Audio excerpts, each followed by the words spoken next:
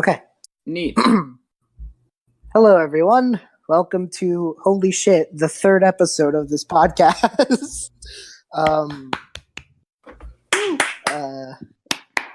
we supposed to clap? I don't know. Why are you clapping? This is weird. That was like, it would have been okay if we'd all clapped together, but it was like It was just like one person. People, it just made it really awkward. Okay. So, in the last episode, you all met Lothar, a very friendly wraith who was only a little scary. And you found some hags that were actually scary, but, you know, screw all that. You found a guard drake. Named Coco. Yes, because Coco is the reason you all came back, and I know it. Aww. Hey, don't say that. No, I meant the audience. The audience is here for Coco shenanigans. Fair enough. Yeah, you're only here because of the cute baby dragon thing. Okay, that sounds really condescending. That was intended as a and I'm sorry. It's a compliment. Is it? Okay, Sort of. whatever. I'm only here because of the cute baby dragon. Fair enough. Good to know. So we will have more cute baby dragons. Let me just get a pen out real quick. Baby, okay, yep, gotcha. Okay, please stay on my podcast. All right. Okay, so the session will start. That's a weird way to start a game. Wow. Little in media res. You guys are all asleep. Rowan, Leona, and Sari specifically, because you three were there last time, and that means Lothar knows who you are. In your sleep, each of you have a separate dream. In each dream, you see Lothar, just sort of floating aimlessly, and he each tells you something different. When you wake up, you realize it's almost like he started a sentence or was in the middle of a sentence or the end of a sentence, but you only got like a part of it. Sorry, you heard find the others. Rowan, you heard tell the prince. And Leona, you heard invoke the Night Council. It's now the morning, and I don't know, are the three of you gonna talk to each other about this? I don't know if you guys hang out, so that's a you thing. Where are we? Like, are we like at a tavern? Like, are we? No, I mean, it's up to you. You guys went to bed and that happened in your sleep. I'm asking if after you woke up that morning, what you did. Like, did you go try to find each other? What happened? What was your deal? I think maybe Sari went to go, just like basically woke up, jumped out of bed, and ran in her pajamas to Rowan's house as fast as she could. Oh, okay, That's let's play cute. that Does out. she? Wait, but does she, like, she just met Rowan. How does she know where Rowan lives? They Rowan's went to pick Rowan up at their house. Yeah, the cart was at their... Yeah. Oh, yeah, you're right. I forgot that from last time, that it was at my house. Okay. Dude. Okay, so... Well, I remember that you came to my house with the cart. I just, like, I thought that we all met up somewhere else. No, you all met up in the cart. So, they've Okay, all cool. seen your house. So Sari Okay, is cool. knocking on the door of Rowan's house. Sari, I'm assuming you're doing this, like, at Mach 5 speed. You are just slamming this door. You are Rowan a monk. is... Unarmed combat is your thing. You're just, this door has never been beat up as hard as it You ever want to roll to kill the door. It's the it's the whatever his name is, holy fuck meme. Kicks down the door. Rowan is under her bed holding a dagger. Like, who is that? Who's there? Rowan! Oh my gosh! Holy! Wake up! Wait, you sound kind of... Oh wait, I'm not doing Rowan's voice. You sound kind of familiar. Is that... It's me, that... Sari! Oh, okay. I get out from under the bed, and I go to the door, and I open up the door. Should I roll to see if I can dodge her almost punching me in the face? Because I assume she's still knocking on the door. In the face? Do you want to punch her in the face? It's only if you are No, willing. I'm just saying, like, if you're still knocking on the door vigorously and I just open it, I might get punched in the face. You might.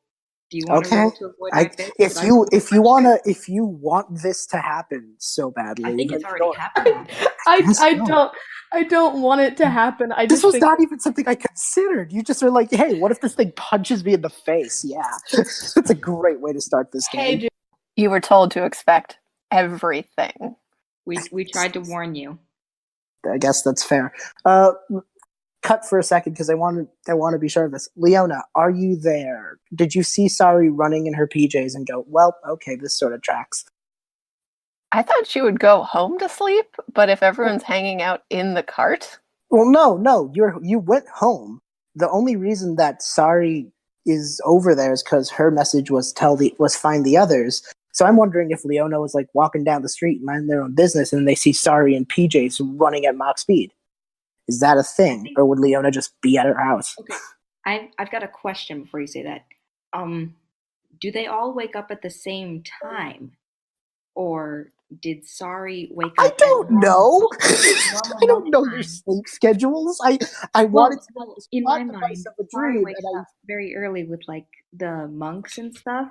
Like Okay. wake up at first light and all that jazz. So Mhm. it's not even morning yet, and she's just booking it through Timshul without any shoes or socks. Okay, so what you're telling me is never try to introduce a fun plot device ever again. No, so I have my dice now. Should I roll to see if she punches me? If you'd like. Yeah. Okay. That's a 10 plus. Should I add my dex? Well, I don't have anything to dex. You're the one who's created this scenario, so like you tell me. She doesn't punch me. I dodge it. Okay, then why did we do? Okay, My so fist immediately goes right over you. Jesus Christ. And this is the session where B learned to never involve dreams in anything. Nope. So You should have learned this. I didn't. Oh, jeez. Okay, so yes, moving on. I guess Leona is not there because apparently Sari wakes up before the crows do. But crows before the fucking rooster does. I'm so out of it right now. You floored me with this. well, didn't Shira have that gig at the ruins that night? She did So, indeed. yeah, so Leona would probably be sleeping in until, noon, unless this weird dream wakes her up. In which she case, had it. I don't know if it woke her up or not. So I think what Livy was trying to say is, did we all have the dream at the exact same moment, or is it just as we were dreaming, we were sent this message? I don't. Should have thought through What this is more. Lothor's message system like? You know what, guys? Next time I'm gonna just fucking run something like this by you next time, so that we can work out all the intricacies before there's something recording us. Okay? Okay. Uh-huh. There's editing. Editing is a thing. Oh, jeez. Okay, so Lothar needs better Wi-Fi for his dream visions. apparently, I don't know. Oh my god, we need to get past this story point. I guess you got him at the same time. That's pretty neat. I guess let's do that. We can say she was strolling by and saw the pajamaed wonder darting by. Yeah, maybe what happened was Leona had this weird dream, got up, couldn't go back to sleep, and was just like, I'll take a walk, get it off of my head. And then she saw Sari running at Mach 5 speed. Just knew me. Oh, I know exactly what she thought. We just all have to get in the same place. Okay. All right, so yes. So Leona is there because you guys have been merciful to me after 10 minutes of this. Yeah, she walks up behind Sari as Sari is knocking on the door and is just watching. So you see Sari narrowly punch Rowan in the face. Wonderful. It's a good thing you're so short. Oh, okay. I don't know whether to take that as an insult or not, but hey, so I had a weird dream. I'm not sure if you guys did you guys have a weird dream too? Was it just me? I had a dream. I got the fiercest name for a new band. Picture it on a t-shirt. invoke the Night Council. Ooh. Can we be a band? Sick. I'm That dying. does sound like a cool name for a band. I I'm would- dying. That would be. I The don't know. DM dies in fiction. Cool. God. Podcast over. Meeting adjourned. No, you gotta stay with us. That would be a cool name for a band. I had a dream called Get the Others. The party hat dude just told me to get the others. So here I am. That sounds more like a movie, less a Yeah. band. And I had one called Tell the Prince, so I'm assuming I've gotta go talk to Calum. That sounds like a book title. Or a Like song. I think that's a song. looking for a song in the band. Okay, can we go? Can we go do the things that we were told to do? Yeah, we're not doing What were we anything told else, to are do? we? Okay, so I have no idea who the others even would be. I mean, maybe, Do you have any Like- friends? yeah. I have friends. Wow. Um, I just met you yesterday. I mean, I know people other than you. I mean, you're nice people. Obviously, I consider you my friends. I just Oh, cool. okay. Yeah, like Rowan just kind of like regains her composure. Yeah, I know Andrei and Talia and Shira and hung out with Calum for a little bit. So I'm assuming those people are the people that we need to collect. Unless there's just like, was he specific? Did he say anybody I mean, he gave that one to you. Wouldn't it make more sense if it was your friends? I mean, I don't really have a lot of friends. I mean, I know Throgmorton and Basil down at the tavern, but like friends are not my best territory. Oh, that's Well, okay. you got two right here. So, Oh, not bad. Yeah. I have an important question. Where is Coco? where is Coco? We left Coco with Sorry. Calum. No. No, you didn't. No, I I left thought we Coco did. with you. I left Coco with you. Oh, you my did? God. I had a gig. I said you got him first night. Oh my god, I'm sorry. I'm sorry. If you had left our child, I'm getting full custody. No. Coco is very well taken care of. She is sleeping. Leona walks in your house and goes looking for Coco now. No, she's that was Shay being stupid. No, Rowan is taking very good care of Coco. Coco is sleeping on a little pillow, or actually probably a large pillow. Coco's like almost the size of Rowan now. Very peaceful, and yes. All right, I that's will say- exactly. She got up in the morning and went straight to your house to go get Coco. Okay. So when Coco sees you, Leona, it like kind of not runs because it's tired. It just sort of like looks at you, starts sort of like kind of making its way. It's meandering, I guess is the best word.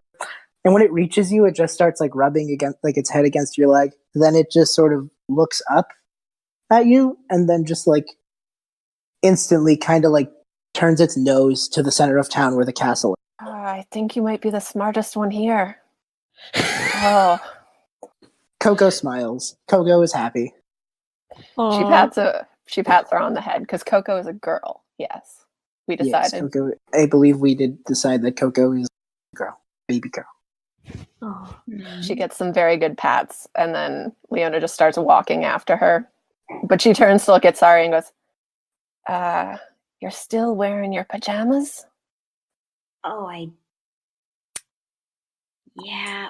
Bold fashion choice? My Although, feet are actually, cold. wait. What time is it right now? Wouldn't we like all be in our pajamas? I mean, Leona got up, so that means she would put on clothes.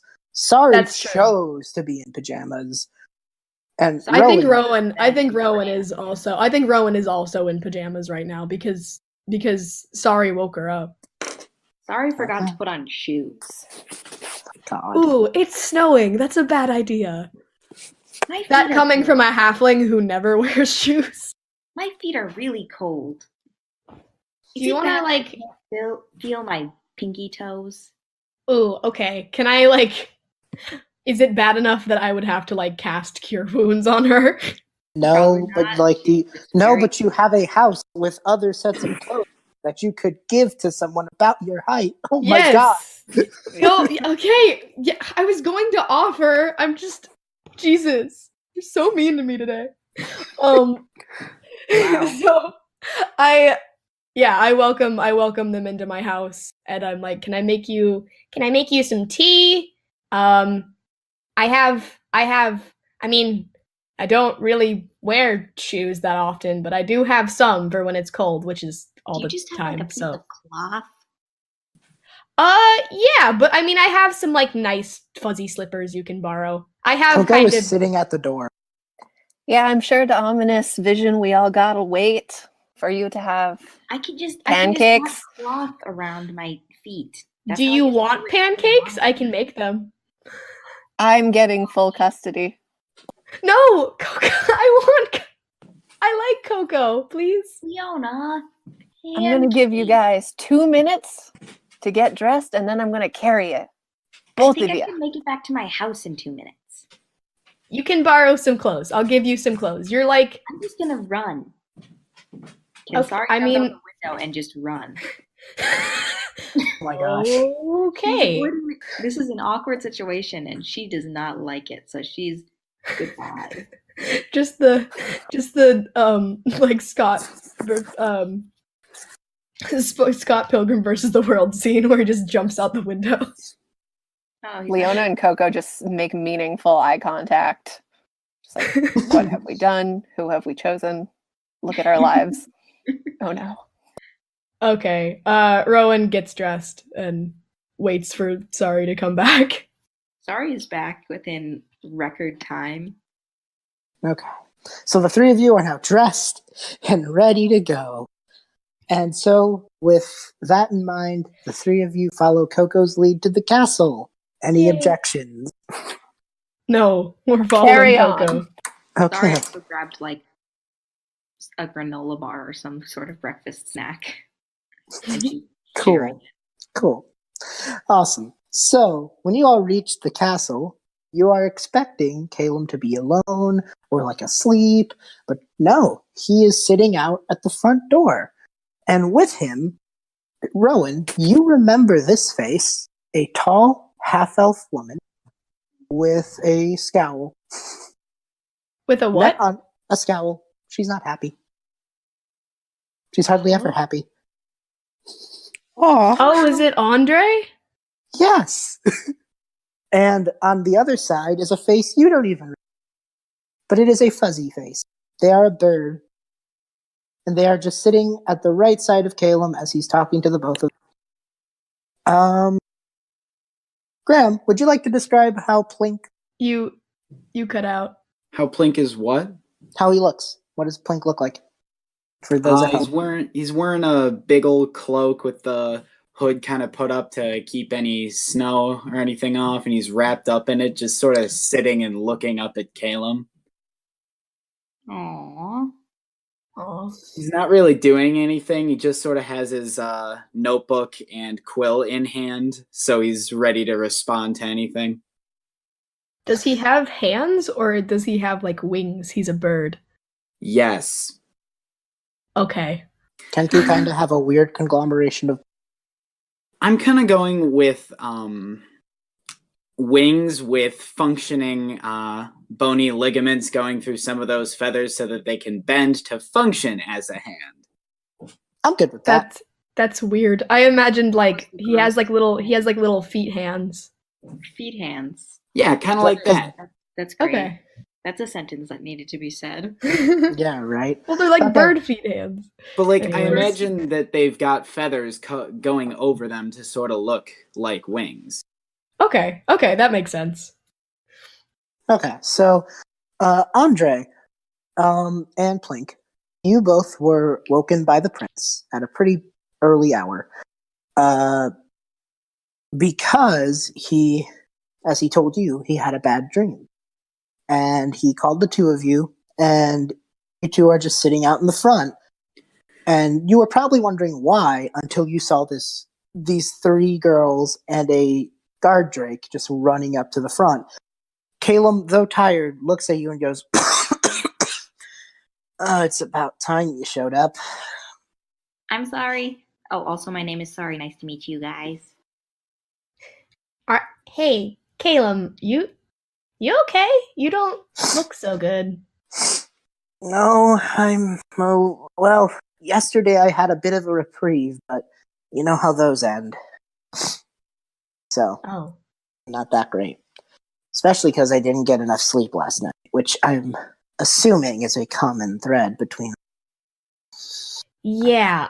You should not be sitting outside in the snow. You should go Lothar inside. told me to wait for you. I don't think Lothar expected you to take an hour. Shit. Sorry. It's okay. He has the hood over his head. It's fine. Oh, I thought you were talking to me. I'm sorry. That's okay. You're sick and collecting strays? Bold choice.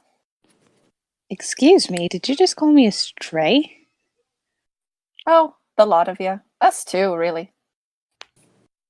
Yeah, that's valid. So, Plink's just gonna write down in his notebook and show it to Calum. Do you want ice cream? Calum looks over to Plink and just says, like, that'd be great. That'd be great. But in a Plink's minute. gonna run into whatever direction is where Calum keeps all of his ice cream so he can bring back a bunch. that's he runs something I've into the never door. considered, actually. Where does Calum keep all of this ice cream? The kitchen. In a freezer? Yes! Okay. What do you think he is? But he has like an endless supply. Like, Because he's an ice wizard who could turn basically any box into a freezer. oh, okay, makes sense. Sorry, Yeah, it's I fair. just wondered about that.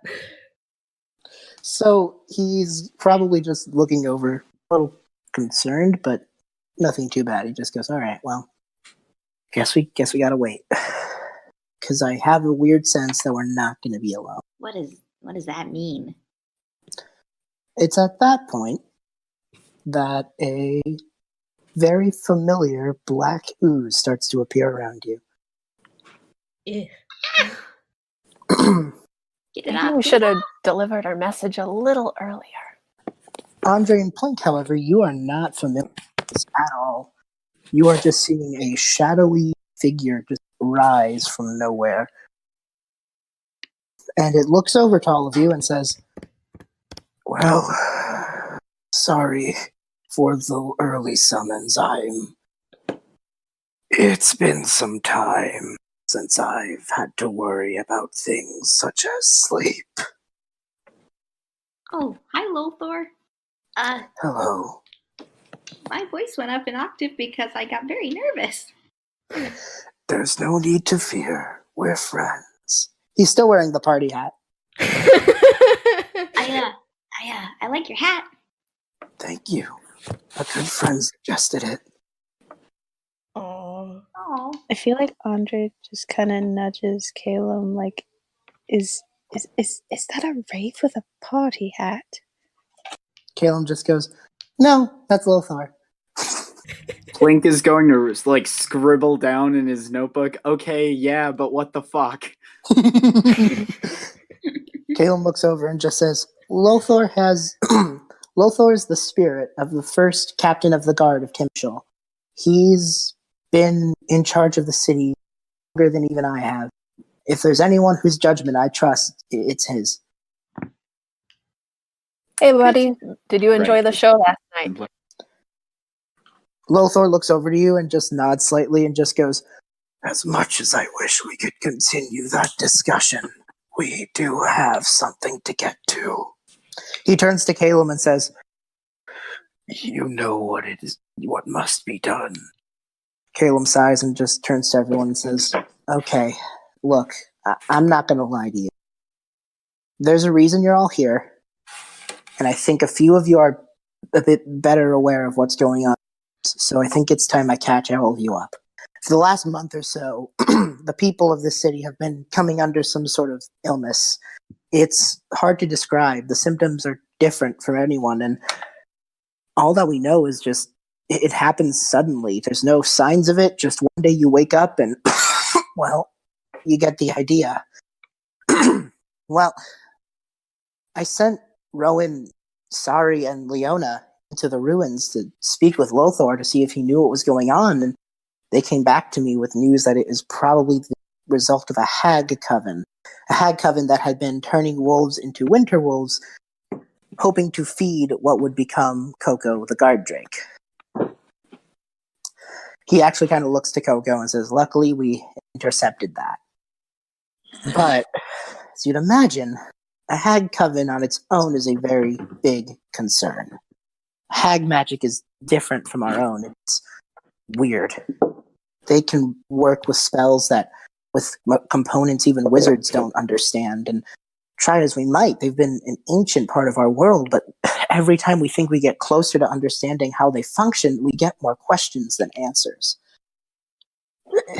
If a hag coven is responsible for what's happening in town, we're fighting a losing battle, and every day brings us closer to that.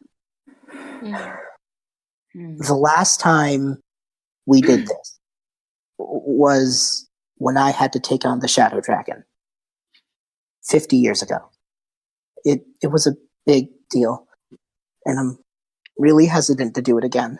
But in desperate times, Lothar and I will elevate certain people to something called the Night Council. It's I won't lie, it's basically a war council. We discuss the problem, discuss what we have to do to fix it, and we eventually tell the news to the public as soon as we reach a definitive answer. Are we going to war? War is a loose term. We're Okay. stopping a we're stopping Okay, a good. small. It's not a big enough thing to be a war, especially because we don't have anyone who can fight except for you. You've successfully repelled the Hag's forces twice. We can only now assume that the snowballs you met before were in league with them. That is the only safe assumption we can make at this point. Lothar turns to you.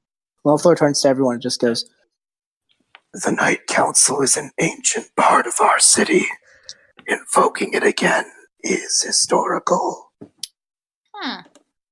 Well,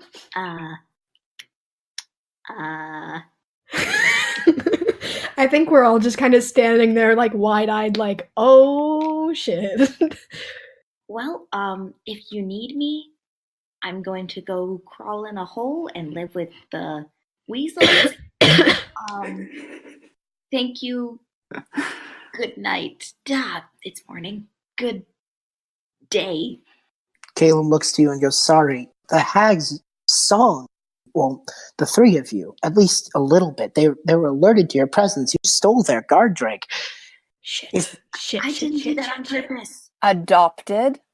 That was Rowan and Leona. If you're not going to stop them, they're going to find you. Or at the very least, you're going to get sick like everyone else. Right now, the fact you are unaffected is a miracle. And it's something we have to play to our advantage, or else this entire town is not going to be able to stop what happens next. You had me at this is Night hard. Council? Sign me up. All right. War, bad. Hags, also bad. Sick, also bad. Dying, Very bad. Count me in, I guess. He turns to Plink and Andrei and goes, in elevating people to the Night Council, Thor and I needed to make an even split, which is why I sent for you two. I know this is sudden, and I know you didn't know this, so it's probably a lot. But if you're willing to help, I'm going to be nothing appreciative. Does the demon in my head have anything to say about this? Yeah, I forgot about that. I think it is, at this moment, surprisingly stagnant. I think it Plink doesn't know this, and for some reason, I think the demon is just learning this information too. So I think it's in the calibrating moment. It's just like, give me a minute, I'm thinking about this. Hold on.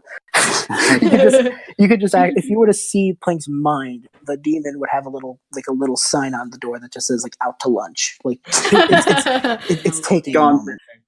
Yeah, it's taking a moment to think about this. All right, so quickly, while the demon is hibernating, or Plink is going to scribble down, I'll do it, but I want to be paid in ice cream. Caleb looks to you and just goes, that, fair, deal, done, donezo. He looks over to Andrei and just says, so? And she just kind of, all right, I guess I'm in. Caleb kind of looks to Rowan a bit sheepishly and goes, I know the last 2 times you've had to do anything, you didn't want there to be any danger, and I lied the first 2 times when I said there'd be nothing, and I'm sorry. Yeah, I know you lied.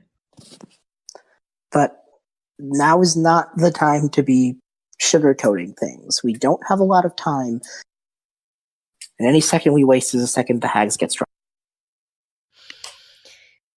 Yeah, I'd look like a real dick if I didn't join you guys, so I'm in.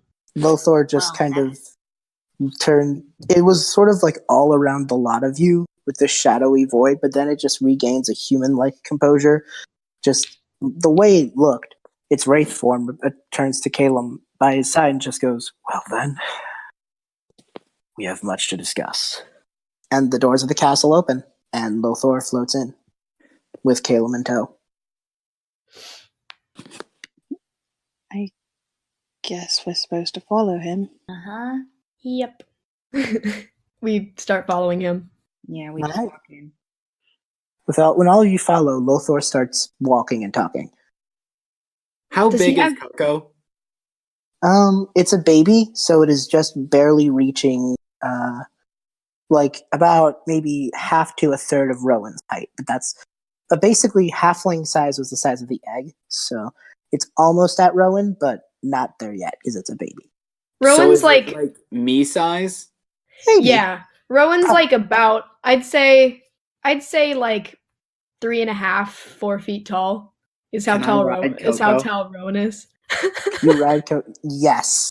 I'm so okay. If Leona and the others are okay with this, then I'm okay with this. Plink runs over to them, writes down in his notebook, can I ride your dragon?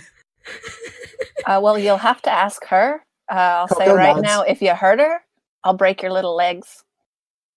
No. It's Oh, that's threatening. yeah, sure, go ahead. He jumps on Coco and starts hugging it. Oh. Coco is very happy. So Lothar keeps talking. He just goes, in the wake of hag appearances in the past, we've had other Fey-related incidents. The Feywild is a different sort of plane, and when anything from it reaches the material, then we have repercussions. Caleb looks over to you and just goes, we have that in the wake of this curse, the fear brought on to the people, both in Timshul and other places, has spawned, this is the best word, creatures known as the Meenlock. They're insect-like, small, but clever. They build burrows the moment they're created, and we have reason to believe that the burrow created is now tunneling directly to the Old Town ruins. That's not good. No, not good at all. Meenlock tunnels have only one exit. The rest of it just spreads out like an anthill underneath our very feet. There could be some skittering below us right now, for all we know. 2 other parties have tried, and it's been some time, and we've heard nothing. We can only assume the worst. Meenlock are terrifying creatures with psionic abilities. Wait, you sent someone before us? Well, we didn't. Other towns that the Meenlock burrowed through brought their heroes in as well. We've been speaking to them. They've heard no word. We believe we only caught wind of the Meenlock burrows a bit late. Other towns nearby are where they started, and they've been reaching us. It's only luck that Rowan and the others discovered the Hag Coven. We started looking into Fae activity right when it got this close. That being said, we took advantage of the luck we were given. We made a sort of entryway of our own. It's going to lead pretty close by from the castle. And once you go in, we're going to supply you with a few torches, as well, whatever you have on yourselves, because the Meenlock have one weakness, and that's light. They hate it. They will flee from light. If you guys can illuminate yourselves, you will be in a much better position. I don't know exactly what's going to be down there, but Lothar can at the very least see the purview of the town. His abilities allow him that. So while you're in the tunnels in places below Timshul or the Old Town ruins, Lothar will be able to communicate with you. Once you leave the limits, though, we'll be severed. Okay, 2 things. 1, do you think it's a good idea to have this entryway next to the castle? It'll be heavily guarded. I'll be standing there the whole time. If anything tries to peer up, then remember, they hate light, and we're doing this in the morning. Caleb, you need to... You are sick. You should not be standing guard. Someone else. You have other people to stand guard. No, I don't, Rowan. What about the other the tiefling? Sick. All of them. Worse than me. Plink is literally going to point to the thing he's riding on named Guard Drake. If we left Coco there, that means she couldn't follow you. It's your call. I mean, Coco is a baby, but she's also a guard drake, and that's kind of her job. It's your call, Leona. If Rowan sounds for it, if you're in. Leona crouches in front of Coco, who I guess Plink is still on top, but is looking straight at Coco. Just glances up at Plink, like, really? Okay. I'm not getting up. Which one, girl? You can come with us, or you can guard this guy. And she just gestures at Caleb. Coco looks over, and I think, just sensing the fear in the room, kind of goes towards Caleb and sits. Yeah, he is pretty sad. All right, you keep him safe. We'll do the rest. Coco nods. Caleb just smiles and says, "That's great. All right. I'm sincerely hoping you'll be able to find who went in before you. I'm really sorry that it had to turn out this way. But once we know what's down there, we're going to make our first announcement to the people as the Night Council. All right? All the stores were closed. We weren't doing anything else today. This is fine. You know, I kind of think Night Council, it's kind of a spooky name. I feel like we should call ourselves something else. Day Council? Think about it in the caves and come back to me with what you got. Right now is not the time for naming conventions. Okay. So, Caleb and Lothar lead you to a pretty makeshift but well-dug hole towards the center of the castle. Coco takes stock of it. Caleb sort of points it out, and sure enough, just starts trailing the perimeter. And Caleb looks to you all and says, "Again, we've supplied you with enough. We have 10 torches for you, on top of whatever you already have. They hate light. To your advantage. Also, they don't like fire. Use that to your advantage as well. I don't know what else I can do. If you need anything." He also hands each of you a little stone. Says, "If you need anything, these will link directly to mine here. And you could send me small messages. Nothing too large, but I am hoping to stay in contact so that way I know you don't end up like the others." Thank you. She, gives him a little, pat on the shoulder and tells him, "Please, take care of yourself."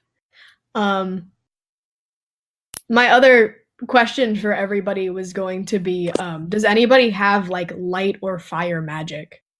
I think Asimar have inherently can cast a light cantrip once. Am I right? I was going to use it when we got in the tunnel. All right, cool. I know my spells. Oh. Oof. Oof. All right. Sorry, I was going to do light a sword on fire. That's cool. That would be very, very cool. I was actually wondering what happens if you make a Meenlock glow. Because you can cast light on a creature. Oh, That's something to find out. Caleb looks at all of Okay. you and says, all right, well, he lights the first torch and says, remember, the way in is the only way out. There's no other entrances and exits besides this and the way out that the Meenlocks have already burrowed. My genuine advice would be to leave one of these after every room. I know 10 isn't much, and hopefully, but it's what we could scrounge. If you try to leave some sort of trail for yourselves, you'll have a better chance of making it through. I think that's what a lot of these people forgot to do. At least what I'm hoping a lot of these people forgot to do.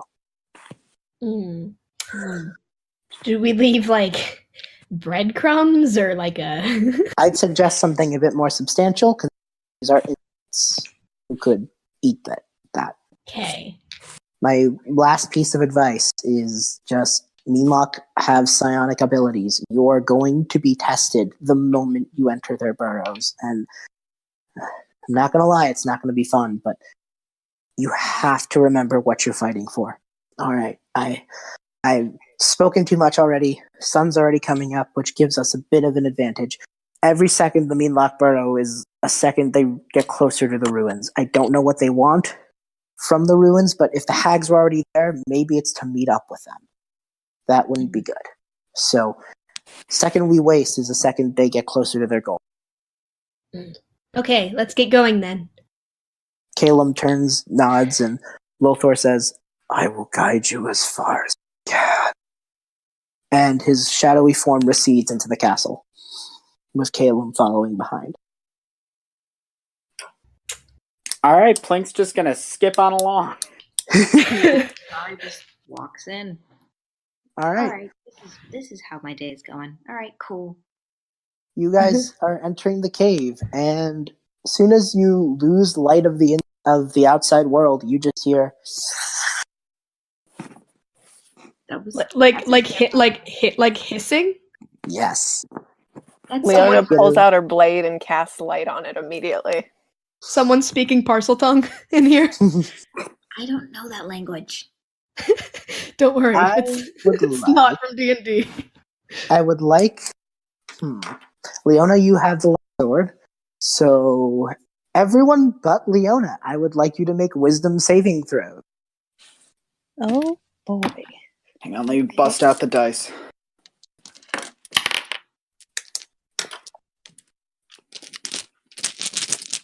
Alright, that is an 18.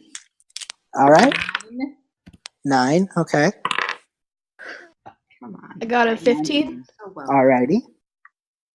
I think that's everyone who went down with us, right? What was Plink's? 19. Plink got 19, and Leona Okay. didn't have to because she used the light sword. All right, yeah.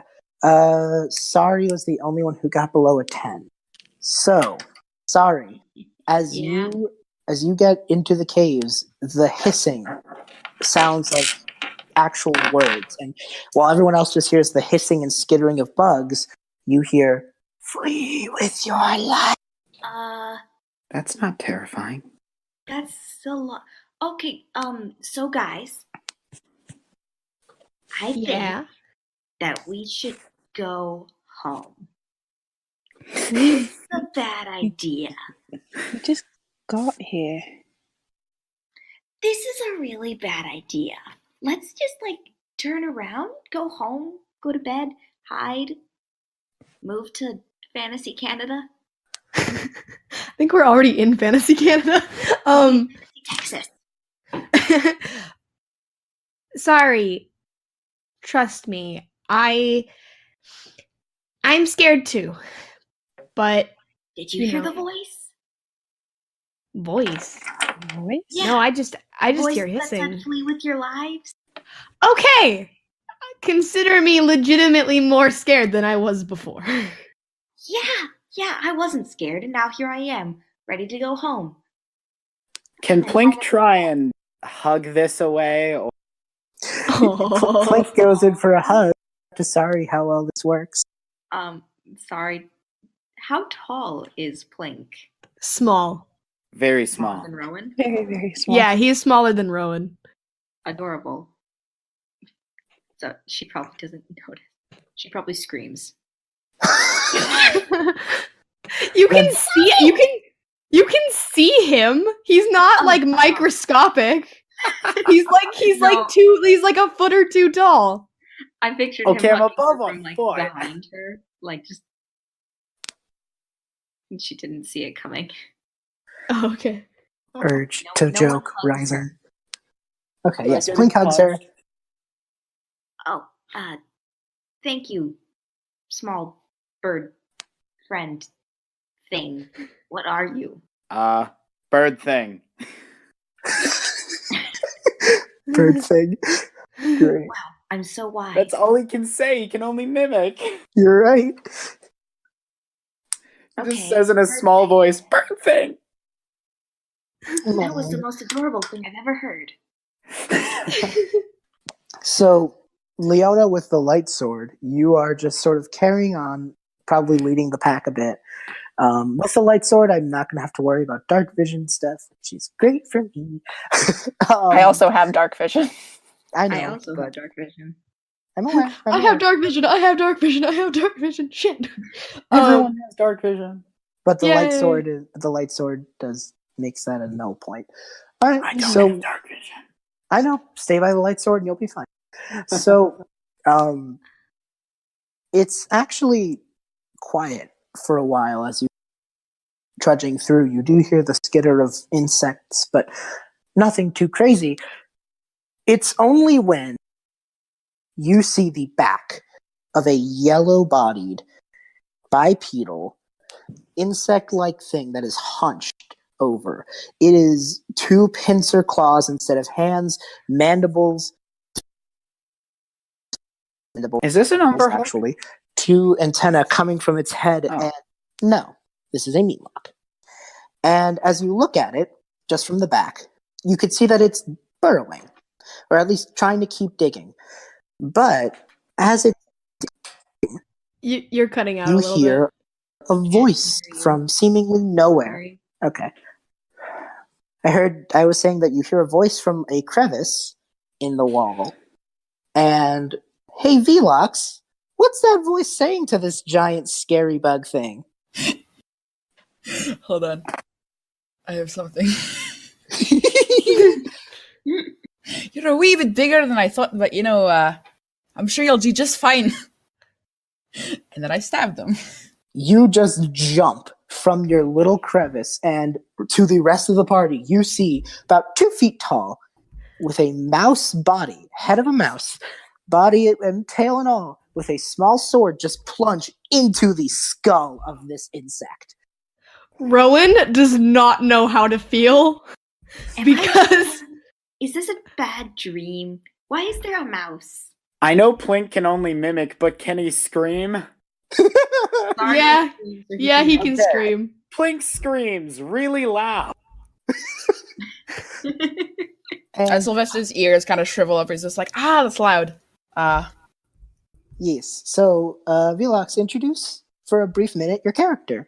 Alright, my character, I'm playing Sylvestre Tilling, a Mousefolk Paladin of the Common Man, hailing from a southern village of Hargrave, who actually managed to gain their independence after a brutal famine in the winter caused the lord of the land to try to raise the town down for all of their valuables, but Sylvestre was the first one to lead the charge to get them in a bit of freedom.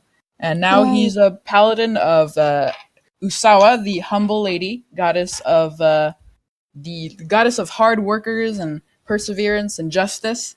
And he goes around the land trying to help people. And right now, what happened is he was temporarily back in his town, and he saw everybody getting real sick, and he tried to fix that, and he's now here. Awesome. So wait, is he from Timshul or is he from another? No, he's from. He's from Hargrave. Okay, so people are getting sick in other towns too? Correct. Oh, okay. And charging behind Sylvestre as like, I would say that Sylvestre jumped from like, I think the Meenlock saw him jump onto the head, but coming from behind you guys even, you hear a set of feet. And as they charge, you almost sense something behind you, but then instantly they're in front of you. They have warped right up to the Meenlock and have just pierced it through with a blade. Hey, Cas, would you like to introduce your character? Sure. So, do you want me to do this in character, or are we? Just a little out of game stuff, and then we'll get into that. Like how V introduced Lester. All right. I have Nayth. He's an Eladrin fighter, and he came from the village of Duskvale. He's kind of in the business of adventuring for that village. It's kind of like a local hero sort of thing. And would we know of him? Like, would we know? Possibly, maybe not. Depends it's kind on of how into adventuring you are, I guess. Yeah. If like that's something you follow, then maybe. But if it's just something that goes in the background of your life, then probably not.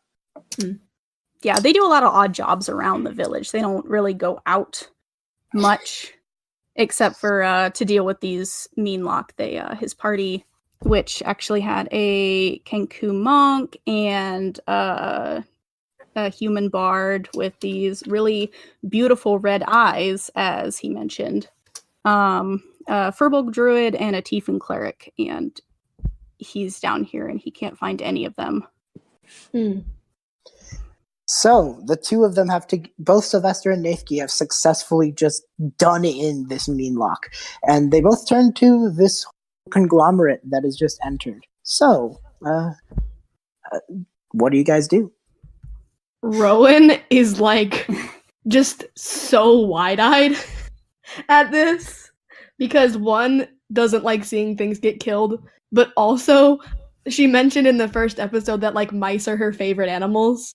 And she's like, oh, so cute! But he just, like, ruthlessly killed this thing. So she's like, oh my god! So that's her reaction. What about the rest of you guys? Sari just, like, stares at the mouse and, like, okay, I think I'm dreaming. I'm dreaming, right? This isn't real. This isn't happening, right? Leona looks at Plink, then looks at the mouse, and you can see her thinking, and she's just like, Are they getting smaller and smaller? Oh, well, at least they're fierce. Hello, and just like waves. Yeah, Sylvestre's gonna wave back. Is just like, ahoy! I see that you're a new band. How's it going? Plink looks particularly pissed at Sylvestre. I was gonna look over at Sylvestre and just be like, hello, can I do anything for you? Plink's just gonna shake his head disapprovingly. Why is he mad? He doesn't like religious people. Oof, this is gonna be weird. So, I mean, you don't know that he's a paladin. That's true. Paladin we don't know Paladin him. doesn't scream out. Yeah. Yeah, but don't paladins wear their little symbol thingies? Usawa's very unknown, so for all you know, he's just wearing like a pretty belt buckle. Should I do a religion check on that? If you're so caught up in this, I suppose. But I feel like this is one of those moments where you put aside things to, kill some bugs. That's Sure. not the type of person I am. No! You're gonna make a lot of people watching dislike Plink in this one moment. Watching, listening. Listening, Plink sorry. has good reasons for doing what he does. It's See, not my some thought light is- gripe that he just lets go. My thought is Plink doesn't like Sylvestre because Sylvestre is another animal companion. He's a small jealous. boy. He's There could be jealous. only one. It's gonna take But- for the- But I'd say Nayth, do you say anything? Is this like the whole group? Sylvestre's waved hi to them. I don't know if Nayth and Sylvestre have teamed up. Probably, like to just hunt down whatever's been there, or if this is the first time. We both found ourselves in this dungeon, so we're always going to be making friends. I love friends. Alrighty. So then Nayth and Sylvestre, not very long, but have just like in the been like, all right, let's squash some bugs. So Nayth, do you say anything to this new incoming crew? Yes. Nayth is very, very happy to see more not bug companions down here in this dark hole, and he raises a hand a little shakily, and he just says, "Hello, why are you all down here? It's not safe." You don't say. And Leona looks at her swords.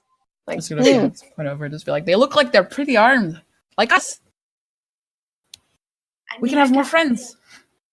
for punching. We lost a lot of good people down here, and you look like very, very good people as well. What do you mean by lost? You mean they wandered off in the tunnels? No, we I saw two of my companions fall, and Did you the help other them back three, up? they were dragged off into the darkness. I tried to follow. If I had been quicker, Oh, I, that Aw. kind of fall. Plink's gonna hug him. Yeah. Sorry is also going to hug. Oh, Yeah, Rowan looks kind of sad. She's gonna join that hug too. Even in the group hug. I feel like Leona's watching Andrei's this, just like, been chilling here silently. Like, yeah. huh. Are either of them holding torches, like a teeny mouse-sized torch or a Oh. Eladrin-sized Yes. torch? It's just a stick with some fire on it. Yes, It's a absolutely. match. Isn't that what torches just are? Oh. It is a match. He is holding a match. Oh. Oh. So wait, is he actually like mouse sized? He's Like, 2 feet tall. He's 2 feet. Okay.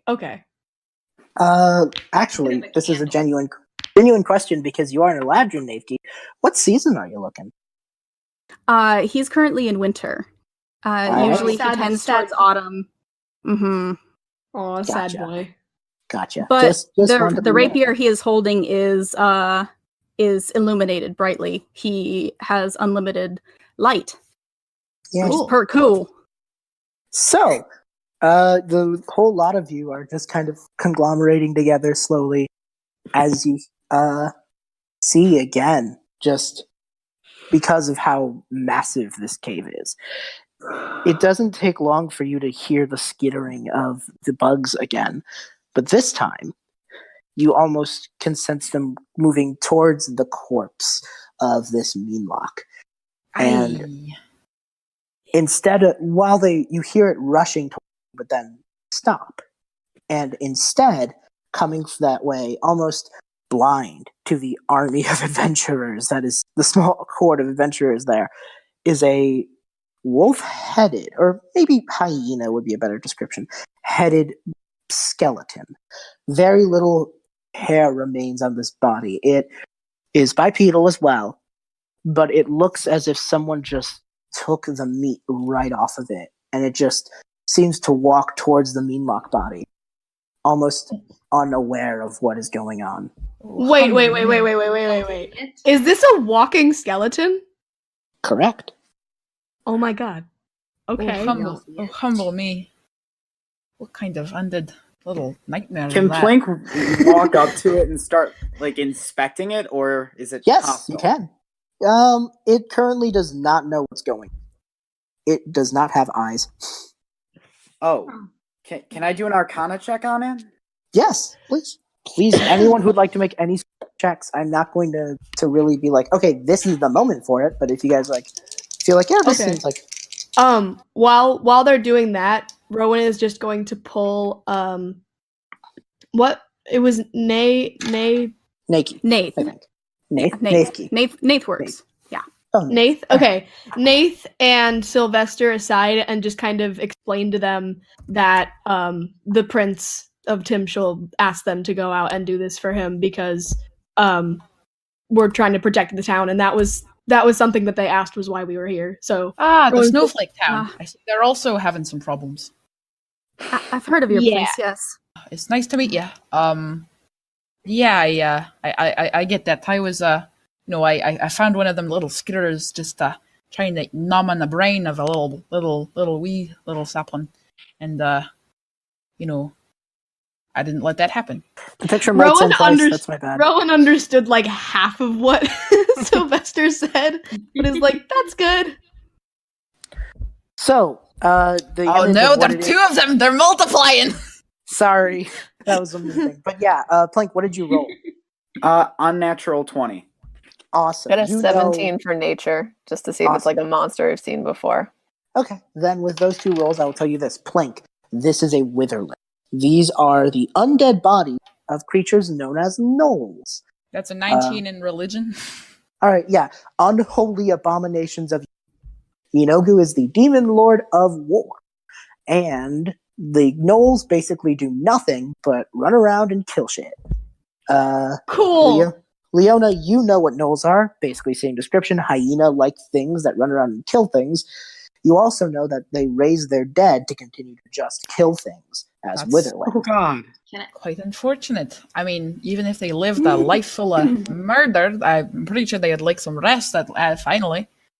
This witherling, however, seems to not have its typical weapon on it, but instead grabs the body of the Meenlock and just blindly, it doesn't even acknowledge your presence, dragging it further into the caves. That's just not wow, nice. that's really unsettling. Okay. Is the demon in my head saying anything about the fellow demon here? It's very upsetting. This minor demon in your head just goes, "We are in the presence of great power. We must capitalize on this opportunity." So Plink is just gonna start beating on the arms of the people nearby and pointing like to follow, like really rapidly. No. I mean, it's a poor mess. I don't think it needs to die, but it might be suffering. So we should probably stamp it out, right? That makes sense, but Should we squish it? You saw people get dragged off. I mean, you should want to go and see where they're getting dragged. I don't Oh, want to this see is a Meenlock, I'm gonna die. All right. Yeah, so Sylvestre's gonna rush in and just gonna just stab this thing. All right. Sylvestre, as you rush in, you hear something telepathically from the walls of the cave, just like, not to you. You get the sense that you're about to intrude because you got so close. You hear, "Move faster, dead one. Bring him to our king." Are you still going through with the stab? Yes, I'm still going through with the stab. I'm sorry. All right, roll a d20. That's a nat 20? Oh, hell yeah. All right. This thing is not very strong. He's an awesome little mouse. Tell me how much damage you're doing. All right, so hold on. I will say this counts as a surprise because this thing did not see you coming. Literally. I'm sorry. No, it's cool. You'll never see it coming. All right, that's a 13. This thing just explodes as the blade just pierces through it. The bones and body parts just... Wow. That was messier than I wanted it to be, but it's still a job done. Sorry about this. Sorry you had to see that. But I heard something. You are a very strong mouse. Thank you. It means a lot. I got bullied a lot as a kid, but I'm good now. Mouse skulls? Like muscles, but mousels? Oh my god. It's a wee bit insensitive, but I guess you're right. Wait, what did you hear? Okay, so when I went towards it, I heard a voice coming from like talking to the dead fella, and it said, bring him to us. Need to bring it to the king, to our king, something. There's a king? I don't like kings. That's unfortunate. You are different. The walls seem to reverberate this telepathic message. Then they all say, "We request accord with you. Follow and you see from underneath the floor, as if, when you see, like in cartoons, when you see like the mole burrow, like just a movement in the floor. That's not good. It just seems to be going ahead of you and does a little dip to the right.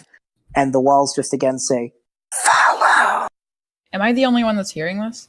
No, this is the whole group hears them. This was like, as you were talking, the walls themselves interrupted you to just shriek at the whole crew. Okay. Plink's going to start following. Seemed legit. I don't know about you, but I'm gonna Do we follow follow? I don't. As we go, I'm going to drop torches, like lit Alright. ones. Right. Anyone refusing? Rowan's pretty hesitant, but she's following. I mean, that sounds like a bad idea, but I think we got numbers on our side, so we got to at least try. Was it the direction we were going anyway? It was, but it made just a little dip to one of like I said, Meenlock tunnels are sort of just one big tunnel, but with tiny little dips here and there, and it's taking you to one specific little tiny dip, as if like this was just the grand hall and the little dips were like, is the way to describe it. Think of the whole dungeon as just one long hallway. Not very inventive, but that's how the Meenlock do. Pleasant. So you all dip into this little crevice on the right, and you see witherling bones all just sort of stacked on top of each other to make a sort of makeshift seat. Sitting on it is a Meenlock, and you've seen its face. You've seen the face of Meenlock before, so I don't need to describe it again, except for this. It is wearing a very tattered cloak.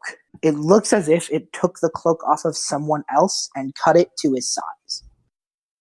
That's And not ominous or anything. it has the only other defining feature about it is, whereas Meenlock have two insect-like eyes very close to the center of its face, this has one of them, but the right eye has been removed and replaced with a more human-looking red eye that is glowing a little bit. I very much don't like that. Yeah. Can I do an arcana check? It looks to all of... Sure. Does it see us? Oh, yeah. All right. Just gonna like point my sword at it. The and just burrow be like, has... hey, get down from there. Let's have a chat. With the 18 Plink, you know that this thing has some form of magic. It is not the kind of magic you have. You have learned your magic from books and arcane study. This magic, or maybe the demon will even say that this is not learned. This is given. And it even says, I could give you this power if you gave in to me. Plink is just gonna retort, fuck off. Awesome. It looks to all of you. Oh, Let's roll it's a 19 for history, not history, religion. Okay. This power emanating from the Meenlock is not natural. The only thing you've gathered must be given from a patron of some kind. I don't like patrons. Ugh. Definitely Yanoku. That's a very... I mean, that makes sense, but yeah, but he's gonna point his sword up towards it and just be like, hey, buddy, get down from there. Let's have a chat. I've been hoping you'd say that. And as he steps off his seat, he says, pardon. He says what? Invite some friends. He's gonna say all that behind, again. on his left and right, all right. On his left and right, as he steps down, two hulking creatures appear. They look like bugbears, except they have antennae coming from their heads and mandibles where their teeth would be. These are partially Meenlock bugbears, and probably the playthings of this. And probably the playthings of this Meenlock until you showed up. Oh no! That's a real buggery or bugberry, if I should say. Nayth, how are you doing?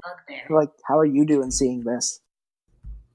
He's a little horrified, but he's keeping his cool. He's not an adventurer for nothing. I think the presence of 6 others really helps with that. I was there. Am I not protecting you? Hmm.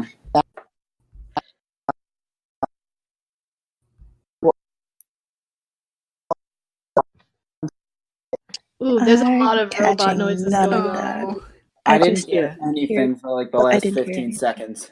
Yeah. I didn't. Hands I think have it's mostly turned coming into... from B right now. B, no. It's becoming a no. robot. No, Oh, I'm B. back. I was saying Welcome that, is it better?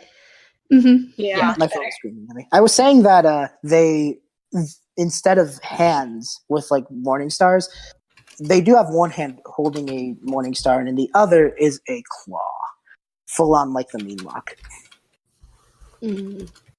So this Meenlock king, if you will, looks to you all and says, "You have trespassed upon my territory. The mistress Sorry, will not be too. pleased." Honestly, Now. You really don't know what's going on here, do you? Amusing. Now. Clearly. I'd like some explanation, but you don't need to tell me. I'm not going to force you or anything. Yeah, who's trespassing on whose territory? The Meenlock points to the two bugbear abominations and says, "With me." And it lurks towards you and says, "I will make this place your tomb." Roll initiative. Oh, goody. Oh, Well, that went super well, guys. So 15. Okay. Give me a moment and then I will jot all these down. Everyone roll yours. Have the number in your head. I'm sorry. I just have to roll for my 3 boys first. Okay. Okay. Oh, that sucks. And okay. Let me try and get this in the order I see them. Leona, what is your initiative? 13. Cool. Nayth. 21. Awesome. Oh, nice. Sari. 14. Cool. Plink. 20. Cool. Andrei. 11. Rowan. 12. Ooh, it's making robot noises again. That was It's like B dubstep. Sylvestre, what's your initiative? Sylvestre, what is your initiative? 15. Oh, I just saw it. My bad. Okay. So first up is Nayth. All right. And they're still a distance away. A little bit. Not too far, but a little bit. All right. He's actually going to pull out his longbow and make an attack with that instead of getting close. He's going to be a little cautious. All right. Tell me about what that... And who are you aiming at? The Meenlock or the bugbear things? Ooh, let's go for bugbear left. Awesome. Oof. 11. Yeah, as you fire this, the claw just snatches the bow, the arrow, and just snips it. All right. Anything else you can do, or should I pass it on to Plink? That's it right now. He's going to draw back. All right, Plink, you're up. I have questions for the party. Who are our melee fighters? Sylvestre fights with a sword. I punch. I dual Nayth wield. does. I suppose Andrei could Plink be is going to considered run a over melee to Sylvestre and cast a protection from good and evil. Ooh, hell yeah. Thank you. Okay, let me pull that up because I feel like I should know what that does. Until the spell ends, one willing creature you touch is protected against certain types of creatures, like aberrations, celestials, elementals, fae, fiends, and undead. The protection grants several benefits. Creatures of that type have disadvantage on attack rolls against the target. The target also can't be charmed, frightened, or possessed by them. If the target is already charmed, frightened, or possessed by such a creature, the target has advantage on any new saving throw against the relevant effect. Awesome, and For 10 Meenlock are indeed fae, so that Fae. clears. So I'm going to protect Sylvestre against fae. Awesome. Sylvestre Okay. would thank you, but he's not entirely sure what you just did. So moving on is the Meenlock I believe. And and it's going to look towards Plink, and it's just going to, from the eye, a red beam of light appears and fires over towards Plink, and it is casting Eldritch Blast. It's got laser eyes? He's got Eldritch Blast. That's a 10. It's against my armor class. Yeah, it's That takes off of me. all right. Cool. So it just bounces. Plink is able to just quickly skirt out the way, but the Meenlock just sort of looks to you all and just goes, "Well, it's been a while." And We all make mistakes. I'm sure you'll do better next time, buddy. next up is Sylvestre. Oh, The hell two- yeah. There's the one on the left that Nayth tried to hit, the Meenlock King, and the one on the right. All right, I'm gonna cast Divine Favor. Okay, let me see. Basically, my sword just glows with like divine radiance, and I just whenever I attack, whenever I deal damage, I deal an extra 1d4 radiant. Awesome. And I'm going to attack the king guy. Go for it. All right, that is a 21. Oh yeah, for sure. You have hit the heck out of this guy. Go for it. Nice. All right, so it's 11 slashing damage and 4 radiant damage. Okay. It is bloody. There is blood coming from this creature as it looks to you and just goes, "What? How? You are beneath me." I'm not beneath anybody, and and nobody's beneath me. Oh. All right, Leona, you're up. She's just gonna go straight for the Meenlock creature thing. All righty. I feel like we're gonna get whooped by these bugbears.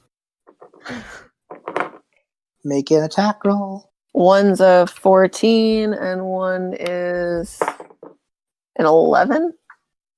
14 hits.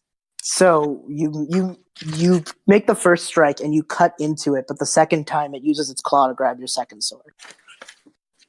5 damage.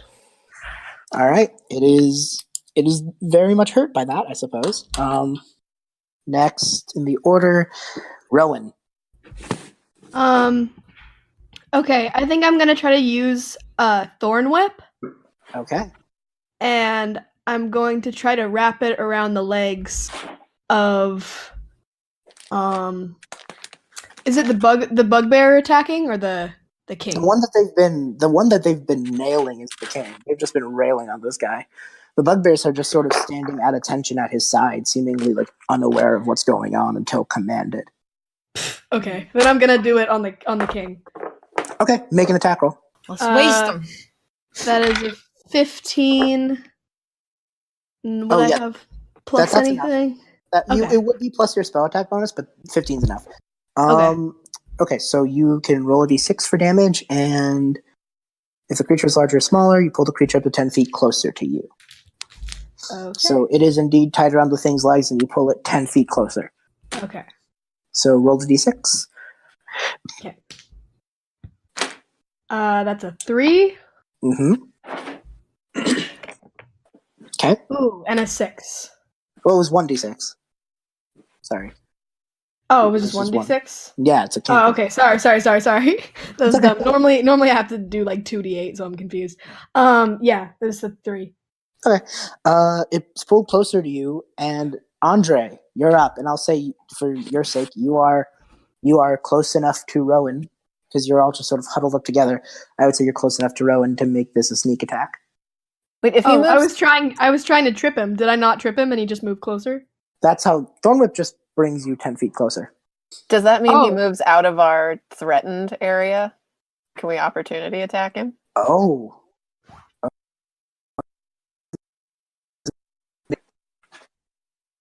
I'm catching none of that. Consider. Yes. A robot Yes, is the indeed. thing. I guess we're Sylvestre and getting Leona DM can make some DM opportunity dubstep. attacks. Great. Okay. I was saying that I didn't consider that. Yes. Yes, Hell you do. yeah. Sylvestre Yes! and Leona, as it's getting just like pulled away by Rowan, you two can just make opportunity attacks on him. Good call, Rowan. It's like the best part of Thornwhip. Thank you. I also think that Rowan is like thought that it was just gonna trip him, but now she's bringing him closer, and she's kind of just like, oh wait, shit, wait. because No. 24. yeah, because she's never used that spell before. We're like So- pinata. So, It's like, oh, he turned his back. Let's get him. 24. and oh that's Jesus, 10 yes. damage. Oh 17. jeez. Oh, damage? 10 17 damage. to hit. Okay, yeah, that hits. For damage, it is 13 damage. Jesus Christ. Okay, Sylvestre. Get him! Get him! How do you want to kill this thing? How do you want to just kill it? I basically just grasp my sword, just kind of have him like it's glowing bright, and you just kind of like push it like right in his face, and he's just like, "All right, say goodbye." The Meenlock screeches as you just dig your sword into it, and as it falls, caught in its claw, like on two of its claws, as they fall off, the cloak falls, and all of its body seems to just crumble, as do the bugbears, now seemingly freed from some sort of trance, just collapse. They We're out of initiative, right? Yeah, I will Right. say this. In the room, now that the king has fallen, there are some stuff. There's a lot of stuff. On its body are two rings that you guys can take a look at. And in the corner, the king, like by its witherling throne, had a wooden staff. And hanging on the wall were just like almost as a coat of arms was a very small hammer, a dagger, and a sword. Well, two swords, my bad. Two swords, a small hammer, and a small dagger. Those are the things in the room that now that the king is dead have been made clear. I'm gonna go see if the bugbears are dead or if they're just unconscious. Yeah, the bugbears are very, very dead. You don't need to roll a check for that. They were tormented psychically, and they're not in good position. Oh, I'm gonna do a little prayer to get these guys to a safe place. All right, the prayer is being made. Is the is ring. I you will- said How that you go after the big one first. I will also make another note.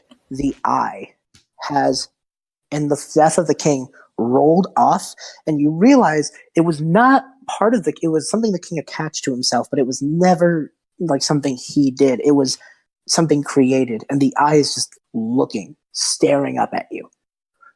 Is it? Oh, it's Sauron. You do hear, so you can roll some checks on that and the items I mentioned, and Can I roll a pick it up religion and- check on everything in the room. please. Can I pick it up and roll Arcana? Yes. I'm also gonna roll Arcana. Perfect. You picked it up. Is it slimy? I got a 15. I don't Yes, know, it's very is it slimy. slimy? 19. Ugh. Okay, give me some numbers. Okay, someone I got said a 7. I Okay, got sorry, a roll 19 seven. for my religion check. Sylvester got a 19. Plink? 15. I'm also going to roll investigation. Alrighty. So that 7 was, so while you do that, Sylvester, that eye is These not dice a are religious, cursed. Sylvester, that eye is not a religious thing. It is magical, but it is not normal, even clerical or arcane magic. It is weird magic in the truest sense. Plink, you got the same thing, but the other thing you notice is that one of the rings, a gray ring, is able to fit on your little kenku fingers, and it seems to just call out to you. Hmm. I got a That's not threatening. on that eye. What is the- I'm Oh, kind of Sylvester, scared to put sorry. it on. Sylvester, the other thing, the tiny hammer, it was glowing when you looked up to it. All right. Well, Sylvester's gonna go up there, especially because he has affinity with hammers, and he's just kind of like, just gonna take it off the wall and just be like, "You don't deserve this. You don't deserve the lady's symbol." Actually, this hammer is my little gift to you, Sylvester. Its name is the Scale Maker. It is a Mousefolk forged hammer. It does a D12 plus your strength. Mommy. but it adds an additional d6 of damage for each height scale you are below medium. I'm assuming Sylvestre counts as a small creature, so it's going to be a d12 plus a d6 every time you hit with the scale maker. Hell yeah. Awesome. Plink, when you get the... Sorry. Yes, please. I was just going to say I rolled a 16 for... What did I roll? Investigation? Yeah. Well, Andrei, obviously the dagger on the wall is like a... Ooh. Yeah. So as you go for that, I'll tell you, this is your item. It is called the Fearbringer. It's a magical dagger that has 6 charges you can expend at max. I'll send a picture of all the descriptions in a moment.